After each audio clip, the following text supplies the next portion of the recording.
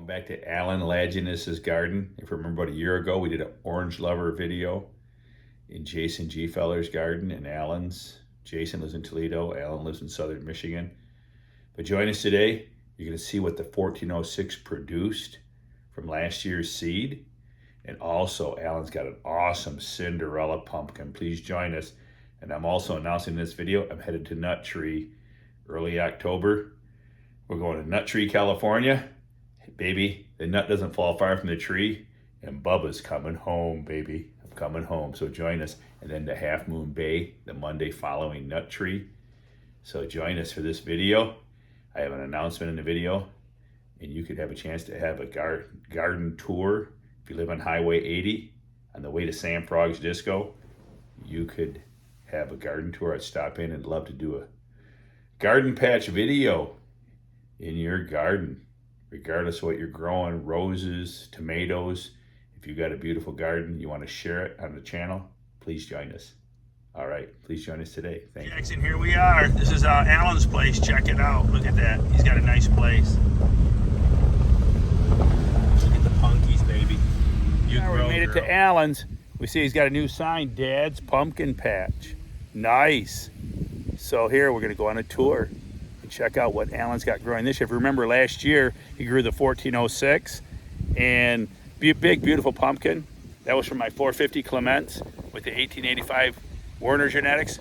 Well, over the winter, we sold over 100 packs of seeds from the 1406. And so we're going to do that again this year. So you want to get some nice seeds, join us at worldwidegiantgrowers.com seed page, and you can buy these seeds this winter. This is the 1406. This is the 1406, the offspring from the 1406? This is the 1406. Okay. Yeah, not right. This is a seed. You planted the 1406 seed. I got two of them. And this is what you got. One and that one down there. Wow. Those were, but look at that bad spot on it. It was like a tart. Yeah. Or something, or the sheet rubbed up against it. It's got like a birthmark. Yeah. But yeah, let's check it out. I'm gonna walk in here gently. I know it's a little muddy. You've been getting some rain. Let's get a look at this beauty. Wow. This is what you get when you plant a 1406. On the website, it's Laginus Clementz. It's got my name on it. You'll find it even on Don Langdon's website because it's Alan's seed, so it says Laginus, but it's my seed page, Clementz. But that's a beauty. It's got nice height. Look at that. I think it's got better height than the last year's. I had to put it on a pallet this year so I could get it out of the greenhouse without tearing it down. And you got this little birthmark. That was from what? Some material? I think it was from a sheet that was rubbing up against it the wrong way. And I think that's what gave it that birthmark. And then what'd you cross this with? That one, the 2702. 2702 world record. Yeah. So this seed this year, watch for it on the website, has world record genetics in it. That one's at 900 pounds. So. And that came from the 450 Clementz, which had the 1885 Werner. Yep. So you go back, you got double world record genetics. Yeah. So it should be a good seed. I mean, really good seed. So I got a lot of hope for it. Awesome. Okay, what else you got? And then this here is the 2003 𝐬𝐓𝐇. It's beauty. Day 59. That's a beauty, 𝐬𝐓𝐇. And it's right at about 1125. Wow. So the plants are getting all powdery mildew now. I've tried to keep up, but it just went crazy this year. And I don't do weeding, so just so you know, I don't weed my patch. I only spend 3 hours a week out here, maybe 4. Just like the wife don't wash windows, you don't do weeding? Exactly. Yep. And then this one over here is the 2702. Yeah. Nice weeds in there. Yeah. Oh yeah. Got 'em growing up. Yeah. That one's it's more of a cream colored. cream. It didn't turn out. It's starting to turn a little orange, but I've had it covered.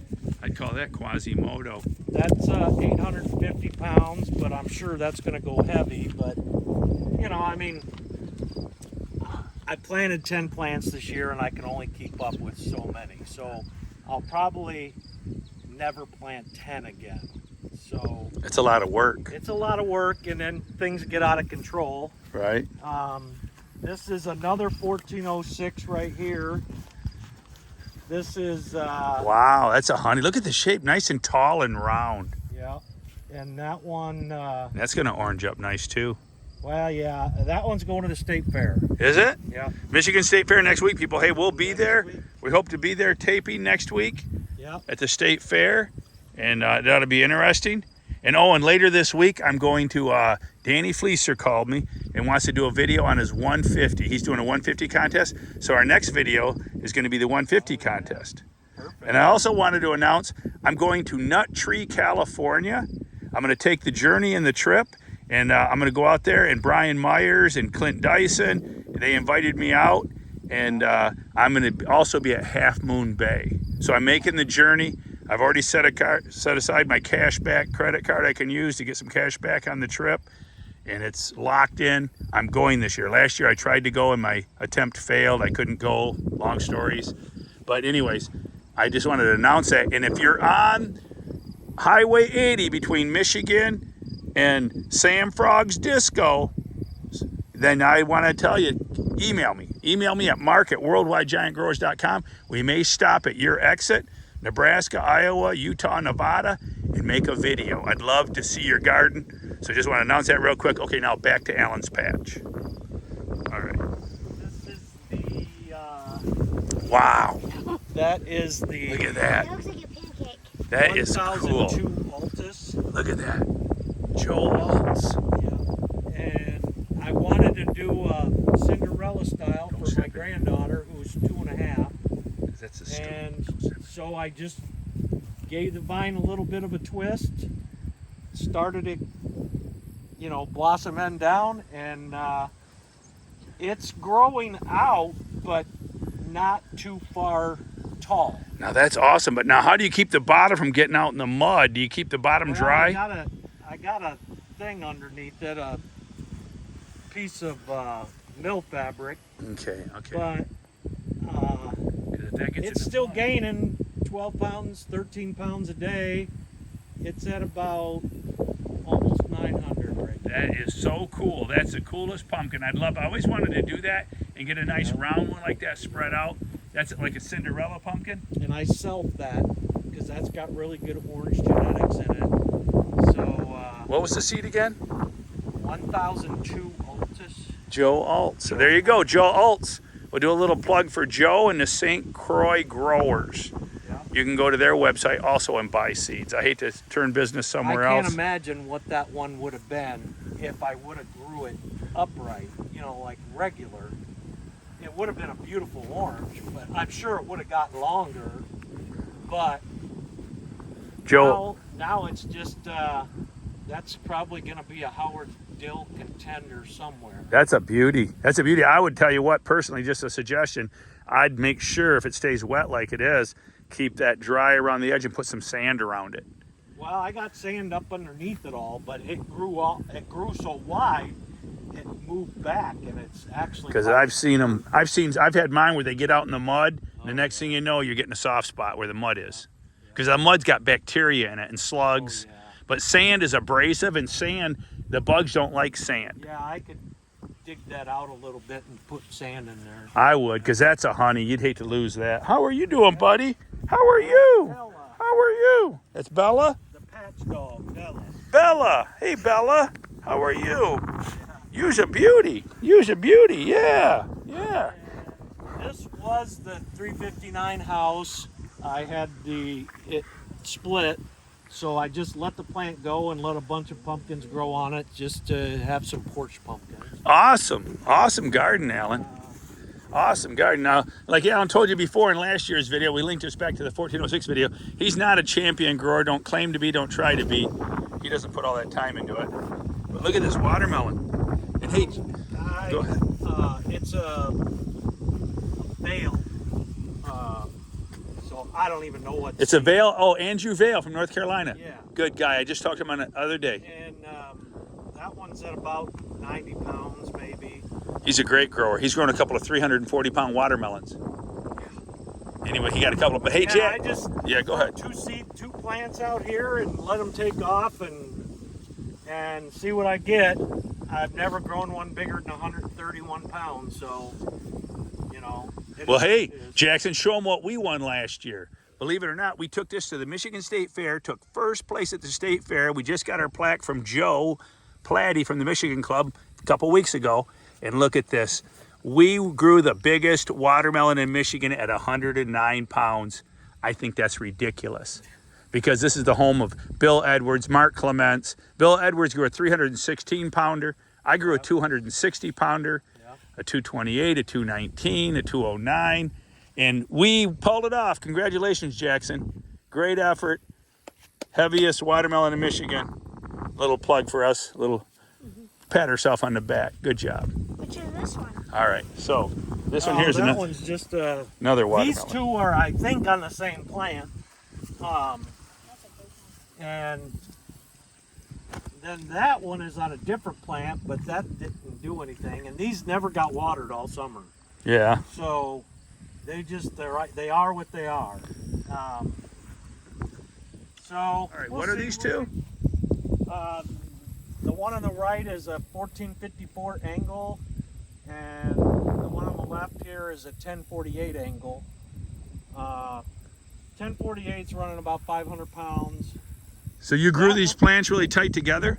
Yeah, here's the main for the 1048, and then the 1454 is right down there. So you just grew them They towards... just kind of grew together. They were extra plants, and I hate to throw them away, so I put them down here and just kind of let them grow. That one's, you'll see when you get over there, it's a bird bath. So I've grown a couple before that turned out that bird bath, and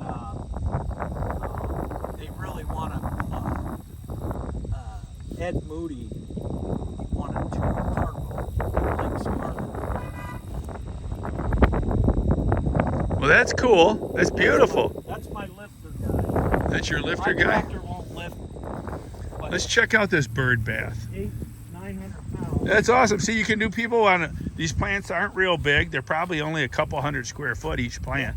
Yeah. And two. I should do the 150 square. Yeah, there's your bird bath. There's your bird bath. Check that out. You got to come out and pump the water out of that, so water don't sit in there. Keep my leaf blower in my thing, and I have to blow the water out of it. Same thing with that. Pretty. Cinderella. It's a pretty pumpkin. They both are. They're both. Look at that beautiful orange. Look at the wrinkles. Yeah. Look at the These what? are some Wrinkles. deep ribs. wrinkles? Though. My God, these Yeah. ribs are deep. And that's typically not a good feature on a pumpkin, folks, deep ribs, because if you're looking at splitting wise. Oh, That's where your splits will occur. but since I don't water it, I do water it once in a while, but this one only gets maybe 100 gallons a week. So It's a really a cool look, but it's risky. But that's like more like a cartwheel, so it's probably so thick it'll never. You'd have to get that sag line combined with it, so I doubt that's ever going to do that. But It's not pretty and it's not big, so it's really, one that I don't even know if I'll take it to the weigh off. But for the new growers, your shallow ribbed are usually heavier pumpkins, Yeah. and they're Like usually this one here, yeah. shallower ribbed and less risky for splitting purposes. Bella, what do you say?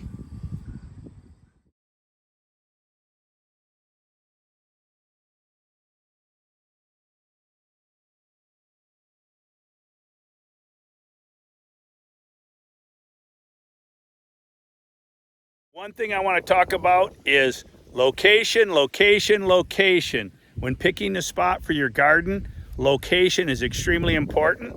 Like if you've got swamps around your property, and I don't recommend growing down by swamps. I have found that swamp water, which is stagnant, contains a lot of disease, very high in disease. And I've since I've left my patch that I had in Holly, Michigan, I have found that all the places I've gone have got a lot of disease pressure. And it's in the soil, and it's low grounds, wet grounds. So if you want to pick a spot, get up on the hill. Get up on a hill, get away from moisture. What do you think about that, Alan? I think that's a great idea, and if you got some sort of a natural wind block, that's great. If not, like Joe Platty, he plants 3 rows of corn around his plant, his plants. So it gives him a little bit of a wind block. I normally have corn to the west of me, and this year he planted wheat, so I didn't have the wind block like I normally would, but it did affect it quite a bit. But it is what it is. You can only do so much. So we'll see. Yes, use your surroundings. Tall trees. If you've got tall trees that are 60 feet tall, but you still get full sun in your garden, so they're not stealing your sun. A 60-foot tall tree will give you 30 foot of wind protection. Yeah, there you go. I'm sorry, I had that backwards. But yeah, consider all those variables when choosing your location for your giant pumpkin patch or any kind of garden. Hey, thanks for watching the video today. I hope you enjoyed the video. If you did, please subscribe to the channel, turn on your notifications, and hey, we're heading out to Nut Tree in Half Moon Bay. We're combined over $100,000 in prize money on the 2 combined sites. Each event has over $50,000 in prize money available to be won. So hey, join us. This is going to be exciting. Bubba's road trip. I hope you got a patch on Highway 80 along the way. I'd love to hear from you. Mark at worldwidegiantgrowers.com. Email me, or you can find my phone number on the website and reach me that way. All right. Talk to you soon, man. Keep them growing. Thanks for viewing.